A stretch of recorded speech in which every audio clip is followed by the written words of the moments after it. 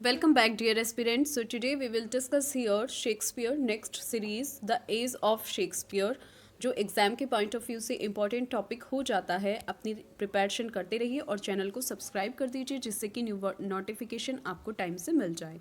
Shakespeare's sonnet 1 to 126 generally show a reenactment of कि जो Shakespeare के sonnet 1 से 126 तक किसे संबोधित करते हुए हमें प्रतीत होते हैं. Options are general philosophy on life, dramatic interchange between lovers, personal relationship with a young rich patron या dramatic argument with the dark lady.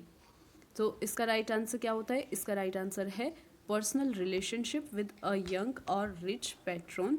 कि जो शेक्सपियर के सोनेट हैं 1 से लेकर 126 तक वो दिखाते हैं personal relationship with a young and rich patron. एक बार इनके बारे में देख लेते हैं. ये एड्रेस करते हुए दिखते हैं एक अननेम्ड यंगर जो पॉएट यंगर जो मैन है उनको. ठीक है, एक अननेम्ड मेल फ्रेंड है शेक्सपियर के जो बहुत ज़्यादा छोटे हैं और जैसे जैसे सोनेट चलते जाते हैं तो हमें पता चलता है कि ये जो यंग मैन है ये अपर क्लास से बिलोंग करते हैं. कुछ अदर फैक्ट्स भी हैं जैसे कि हम जानते हैं कि जो शेक्सपियर की लाइफ है उसमें जो क्रिटिक्स और स्कॉलर्स हैं उन्होंने इन्वेस्टिगेट करके उनका बायोग्राफिकल कनेक्शन निकाला है. मींस हमारे पास कोई भी फैक्ट्स नहीं हैं उनकी लाइफ से जुड़े हुए. शेक्सपियर के जो सोनेट हैं वो उनमें 14 लाइन्स देखने को मिलती हैं. ठीक है, इस पॉइंट को आप ध्यान से देखेंगे. शेक्सपियर के सोनेट में स्पेशली 14 लाइन्स देखने को मिलती हैं जो कि 3 क्वाड्रेंट्स में स्ट्रक्चर्ड है और लास्ट में हमें एक कपलेट वहाँ देखने को मिलता है. ठीक है, सोनेट की जो थर्ड क्वाड्रेंट होता है, सोनेट का जो थर्ड क्वाड्रेंट होता है उसमें पोएट एक शार्प थीमेटिक और इमेजिस्टिक टर्न लेता है. ठीक है, इसको आप ध्यान रखेंगे. एक शार्प और इमेजिस्टिक यानी कि कल्पनावादी वहाँ पर टर्न लेता है और इसी टर्न को जब वो कल्पना वाला टर्न वहाँ लेता है इसी टर्न को वोल्टा कहा जाता है जो यूजुअली उस कपलेट में आता है जो पोयम की थीम को समराइज करने का काम करता है. Okay, next question. The dark lady appears in the sonnet of कि जो डार्क लेडी है वो किसके सोनेट में दिखाई देती है? सरे, शेक्सपियर, येट, स्पेंसर. ये इजी हो जाता है. शेक्सपियर के सोनेट्स में डार्क लेडी देखने को मिलती है. कुछ फैक्ट्स हैं यहाँ शेक्सपियर से रिलेटेड रिगार्डिंग डार्क लेडी, उनको डिस्कस कर लेते हैं.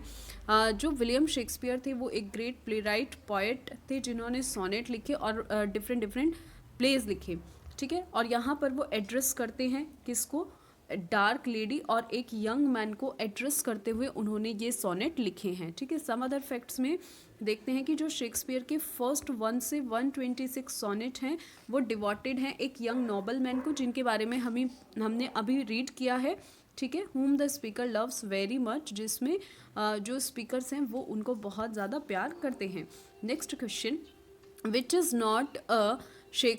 Not Shakespeare's drama. इसमें से आपको बताना है शेक्सपियर का ड्रामा कौन सा नहीं है. ठीक है, तो यहाँ पर options are Titus Andronicus, Edward the second, Hamlet, Richard third. ये सभी शेक्सपियर के हैं. टाइटस एंड्रोनिकस भी, हैमलेट भी और रिचर्ड थर्ड भी. तो इसमें ऑड है एडवर्ड द सेकंड शेक्सपियर का नहीं है. ठीक है, ये क्रिस्टोफर मार्लोव ने लिखा है. ये क्रिस्टोफर मार्लोव ने एक ड्रामा लिखा है, एक प्ले है, नाटक, उसको मार्लोव ने लिखा है. ठीक है, बाकी next question is there are total number of plays did Shakespeare write in all. ये क्वेश्चन आपसे पूछा जा सकता है, बहुत बार पूछा भी गया है. तो टोटल जो शेक्सपियर के प्लेज हैं उन्होंने टोटल 37 प्लेज लिखे हैं. Okay, next question. Dash called Shakespeare N upstart crow beautified with our feather. ठीक है, किसने कहा था शेक्सपियर को कि वो एक अपस्टार्ट क्रो है जो कि हमारे फीदर से ब्यूटिफाइड है? मीन्स उनका कहने का मतलब था कि उन्होंने हमारे वर्क को जो है चुराया है इसीलिए इस तरह से. तो उन्हें किसने बोला था? John lily, Robert Greene, Thomas kid या जॉर्ज पिल.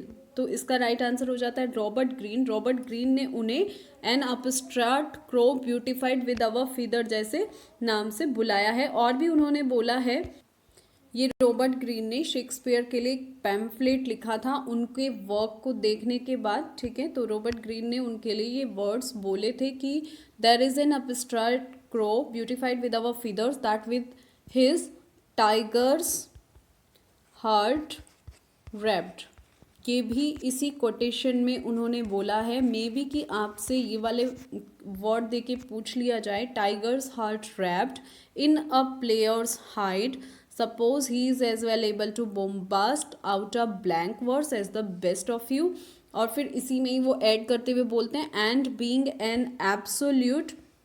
एक और यहाँ पर ऐड करते हैं, नेक्स्ट जो उन्होंने इसमें ऐड किया है तो जोहानस फैक्टोटम, ये भी प्रीवियस ईयर में पूछा गया था, इसीलिए हम यहाँ पर इनको डिस्कस कर रहे हैं। ठीक है, उन्होंने जोहानस फैक्टोटम जैसे वर्ड भी शेक्सपियर के लिए इस पैम्पलेट में यूज़ किए हैं। Is in on consider the only shakes seen in the country, इस तरह के वर्ड उन्होंने कहते हुए उनको बोला है शेक्सपियर को, या उन्होंने सीधा सीधा उनको क्या बोला है, प्लेगियरिज्म। प्लेगियरिज्म क्या होता है, जो लिटरेरी थेफ्ट होता है, यानी कि जो लिटरेरी वर्क की चोरी करता है, तो वो उन्होंने सीधा सीधा उनको प्लेगियरिज्म बोला है, यानी कि जो लिटरेरी वर्क की चोरी करता है। तो इसका राइट आंसर हो जाता है Robert green. Next question, who is the writer of the malicious pamphlet entitled A Groat's Worth of Wit Bought with a Million of Repentance। ये वही पैम्फलेट है अगेंस्ट शेक्सपियर जो हमने प्रीवियस क्वेश्चन में define किया है, ये वही पैम्फलेट है। उस पैम्फलेट को क्या टाइटल दिया गया था, a groats worth of wit bought with a million of repentance. तो इसका आंसर भी क्या हो जाता है, Robert Greene. Who ridiculed Shakespeare by saying that he knew small Latin and less Greek। तो ये किसने शेक्सपियर के बारे में बोला था कि small Latin and less Greek, इसका आंसर आप अच्छे से जानते हैं, ये उनके कंटेम्प्रेरी ही थे, मार्लो, सिडनी स्पेंसर या बेन जॉनसन। ये उनके लिए बेन जॉनसन का बोली हुई एक फ्रेज है। ठीक है, यानी कि उन्हें लैंग्वेज का थोड़ा ज्ञान था। So next question is who said Shakespeare has only heroines and no heroes. तो ये उनके बारे में किसने बोला था, ये options are Ruskin, doctor Johnson, Matthew Arnold. तो ये उनके बारे में रस्किन ने बोला था। Next question is Aldous Huxley took the hint for the title of his novel Brave New World from Shakespeare. ये शेक्सपियर के किस वर्क से, मीन्स जो ऑल्डस हक्सली थे उन्होंने हिंट लिया था title of his novel Brave New World, तो किस वर्क से, a Midsummer Night's Dream, Winter's Tale, Tempest या एंटोनी एंड क्लियोपेट्रा। तो इसका राइट आंसर हो जाता है टेम्पेस्ट। ऑल्डस हक्सले ने इससे टाइटल लिया था। टेम्पेस्ट विलियम शेक्सपियर का एक फेमस प्ले था जिसको उन्होंने 1610 से 11 के बीच लिखा था। इसको आप याद रखेंगे। और ये जो स्टोरी थी ये किस बारे में थी, प्रॉस्पेरो इसमें मैजिक का यूज़ करता है। ठीक है, जो भी उनके वहाँ पर जो इनको वो रखता है या लाइक एरियल वगैरह, और उनसे मैजिक का यूज़ करता है, तूफान ला देता है ना, वो एक आइलैंड पर रहते हैं। तो इस तरह की इसकी स्टोरी है, इसको आप ये चैनल पर अपलोडेड है, वहाँ से रीड कर सकते हैं। Next question, Shakespeare's King Lear was given a happy ending by one of the following play rights, identify the play right.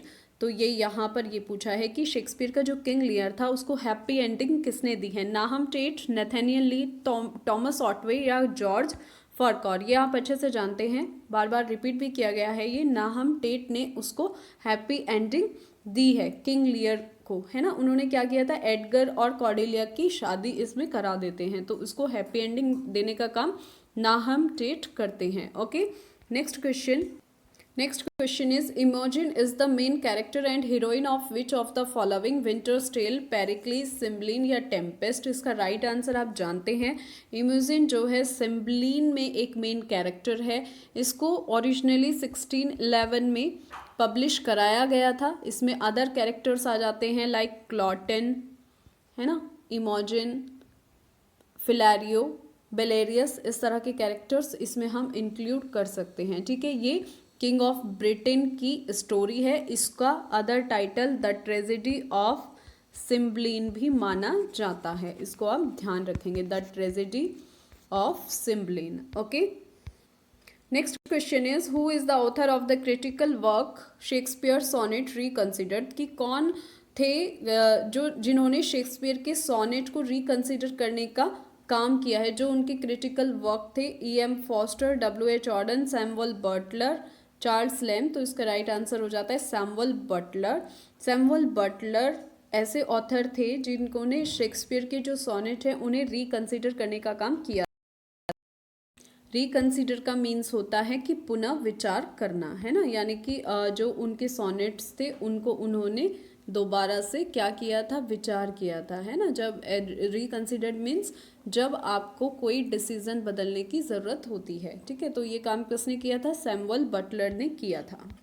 Next question is the greatest genius that perhaps human nature has yet produced our myriad-minded Shakespeare. Who makes this observation? Hazlitt, Coleridge, Southey या Byron. तो ये observation किसने की थी कि greatest genius शायद ही human nature में इस तरह का कोई हुआ हो जिसने प्रोड्यूस किया हो, और आवर माइरिड माइंडेड, तो इस तरह की बातें उनके लिए, शेक्सपियर के लिए किसने बोली थी, कॉलरिज ने बोली थी, ठीक है। इसको आप ध्यान रखोगे। कॉलरिज ने इसको चैप्टर 15 बायोग्राफी में बोला था, जब वो बायोग्राफी पैम्फलेट लिख रहे थे चैप्टर 15 में इस तरह की बातें शेक्सपियर के लिए बोली थी, ठीक है। इसको आप next question, which was the last play written by Shakespeare. इस तरह से भी क्वेश्चन पुटअप किया जाता है, किया जा सकता है, या फिर स्वैन सॉन्ग भी बोला जा सकता है, ये इजी है, ये आप जानते हो। Last play Cymbeline, the winter's tale, the tempest या पेरिक्लीस, ये इसका राइट आंसर हो जाता है द टेम्पेस्ट। इसे शेक्सपियर का स्वान सॉन्ग भी बोला जाता है, यानी कि लास्ट प्ले। ओके, इसको आप ध्यान रखोगे। Next question, sweet are the uses of adversity, this line is related to which play. The merchant of Venice, Romeo and Juliet, twelfth night, as you like it. तो ये जो lines हैं, sweet are the uses of adversity, इनका means होता है कि उसके misfortune ने उसे हार्श और सॉफ्ट दोनों ही मूड में नेचर के बिल्कुल नियर ला दिया है।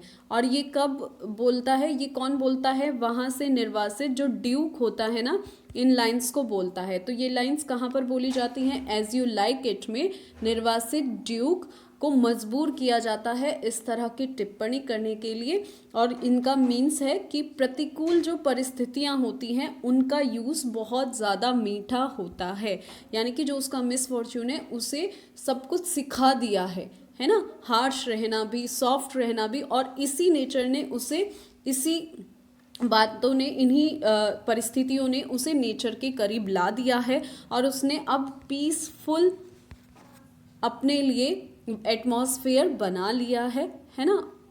ये इस तरह की जो लाइंस हैं ये एज यू लाइक इट में देखने को मिलती हैं। चैनल पर अपलोडेड है एज यू लाइक इट, आप वहाँ से जाकर इसको देख सकते हैं।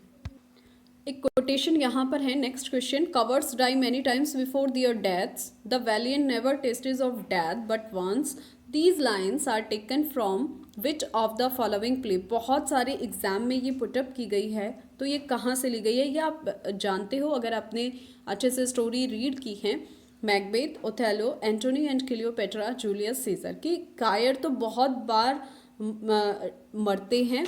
The valiant never taste of death but once, जो बहादुर होते हैं वो सिर्फ एक बार ही उस टेस्ट को चखते हैं, है ना। तो इस तरह की लाइंस कहाँ से ली गई हैं, ये जूलियस सीजर से ली गई हैं, ठीक है। जूलियस सीजर एक हिस्ट्री प्ले है जिसको विलियम शेक्सपियर ने लिखा था। ये ट्रेजेडी है जिसको सबसे पहले 1599 में परफॉर्म किया गया था, ठीक है। इसको आप ध्यान रखेंगे। Next question, The Comedy of Errors is an adaptation of a Latin comedy which is Novum Organum Cursormati Philostrato या Menaechmi। तो यहाँ पर ये पूछा गया है कि जो कॉमेडी ऑफ एरर्स है, लेटिन कॉमेडी, किससे उसको लिया गया है, एडेप्टेशन कहाँ से किया गया है। तो इसका राइट आंसर हो जाता है मेनेकेमी। ये मेनेकेमी से लिया गया है, ठीक है। TCG 2004 में पुटअप किया गया क्वेश्चन है, इसको ध्यान से रीड करें। विलियम शेक्सपियर ने बहुत सारे प्लेज लिखे हैं जिसमें उन्होंने जो कॉमेडी ऑफ एरर्स है उसके सोर्सेज को क्लासिकल सोर्सेज से ड्रॉ किया है, और उन्होंने रोमन कॉमेडी जो मेनेकेमी, जिसको एंशियंट ड्रामेटिस्ट प्लूटस ने लिखा था, जो कि 254 से 184 BC से बिलोंग करते थे, ठीक है। इनसे ही इन्होंने इसको कॉमेडी ऑफ एरर को एडेप्ट किया है। सम अदर फैक्ट्स हैं, कॉमेडी ऑफ एरर्स में जनरली एज्यूम किया जाता है कि ये शेक्सपियर के अर्ली प्लेज में से हैं, यानी कि जो पुराने प्लेज थे जब उन्होंने पहले लिखा था तो उन प्लेज में से माना जाता है। और इसमें शेक्सपियर ने स्टोरी में जो ओरिजिनल स्टोरी थी बहुत सारे चेंजेस किए हैं, और इसमें सेकंड सेट में आइडेंटिकल ट्विंस को उन्होंने जोड़ा है, ड्रोमियोज, ठीक है, जिससे कि वो और ज़्यादा इंटरेस्टिंग बन गई थी। ओके, और यहाँ पर वो एड्रीना का कैरेक्टर भी एक्सपेंड कर देते हैं, उसमें भी एक्सपेंशन वो दिखाते हैं, ठीक है, जिसने कि अपनी जो सिस्टर है उसको क्रिएट करने का काम किया था। विलियम शेक्सपियर का जन्म आप जानते हैं 1564 में हुआ था। Next question, Shakespeare dedicated his youthful poem Venus and Adonis and Lucrece to, तो ये किसे डेडिकेटेड थी? The Earl of Southey Southampton, the Earl of Southampton, the Earl of Surrey या द अर्ल ऑफ सैक्सनी। तो इसका right answer हो जाता है कि जो Venus and Adonis and rape and Lucrece जो पोएम है अर्ल ऑफ साउथहैम्पटन को उन्होंने वो रेफर की है। एक बार जान लेते हैं शेक्सपियर ने जो उनके ये यूथफुल पोएम्स हैं इनको वीनस एंड एडोनिस एंड ल्यूक्रीस, इनको हेनरी रॉथस्ले, जिनको थर्ड अर्ल ऑफ साउथहैम्पटन भी माना जाता है, उनको समर्पित की हैं, ठीक है, इसको आप ध्यान रखोगे। और ये भी इसमें फैक्ट्स जोड़ देते हैं कि जो वीनस एंड एडोनिस है इसको शेक्सपियर ने 1591 से 1903 के बीच लिखा था और ये फर्स्ट क्वार्टो 1593 में पब्लिश हुई थी। इसी तरह से द रेप ऑफ ल्यूक्रीस ये भी 1594 में पब्लिश हुई थी। Henry Wriothesley succeeded to his father's kingdom, जो हेनरी रॉथस्ले थे वो अपने जो पिता थे उनके उत्तराधिकारी बने, ठीक है, हेयर कर लीजिए यहाँ, है ना, उनके उत्तराधिकारी बने इन 1581। रॉथस्ले जो है Southampton. Next question, Julius Caesar falls in point of time between the comedies and histories, the comedies and tragedies, the histories and tragedies, the tragedies and romances. So right answer इसका हो जाता है हिस्ट्री एंड ट्रेजेडीज के बीच Julius Caesar उन्होंने लिखा था। एक बार explanation देख लेते हैं। 1599 के अराउंड विलियम शेक्सपियर ने जूलियस सीजर लिखा था। इसको उन्होंने हेनरी फिफ्थ और हैमलेट को बीच में छोड़कर लिखना शुरू किया था, ठीक है, तो ये हिस्ट्री और ट्रेजेडी जेनर के बीच का पार्ट हो जाता है। कुछ अदर फैक्ट्स भी हैं कि जूलियस सीजर जो है वो हिस्ट्रीज और ट्रेजेडीज़ के बीच का जेनर माना जाता है। इसमें ब्रूटस को ट्रेजिक हीरो माना जाता है जो कि मैकाइवली का जो प्रिंस थे उनका विरोध करता था। William Shakespeare was the third child of, William Shakespeare जो तीसरे नंबर के बच्चे थे वो किसके थे, मीन्स उनके पेरेंट्स का नाम आपको बताना है। Joseph Shakespeare, Mary John, William Shakespeare and Mary Arden, John Shakespeare and Mary Arden, या Jack Shakespeare and Mary William. तो राइट आंसर हो जाता है जॉन शेक्सपियर और मैरी आर्डन के ये सन थे, थर्ड चाइल्ड थे। कुछ अदर फैक्ट्स कि इनका जन्म 1564 में स्ट्रैटफोर्ड अपॉन अवॉन में हुआ था, अपॉन एवन में हुआ था। ये एवन एक रिवर का नाम है, ठीक है, जैसा कि हम जानते हैं कि ये जो है थर्ड चाइल्ड थे अपने पेरेंट्स के। फर्स्ट 2 डॉटर्स थी और विलियम तीसरे नंबर के थे, ठीक है। फिर गिलबर्ट आते हैं जो कि जिनकी डेथ 1612 में हो जाती है, और रिचर्ड जो 1613 में जिनकी डेथ हो जाती है, ठीक है। Next question, in which play do we find this line there needs no ghost my lord come from the grave tell us this, कि माई लॉर्ड कोई किसी भूत की ज़रूरत नहीं है कब्र से आए और हमें यह बताने के लिए। Options are King Lear, Macbeth, Hamlet, Henry fourth. तो इसका राइट आंसर हो जाता है हैमलेट। हैमलेट में घोस्ट के बारे में बोला जाता है, ठीक है, कि किसी घोस्ट की ज़रूरत नहीं है।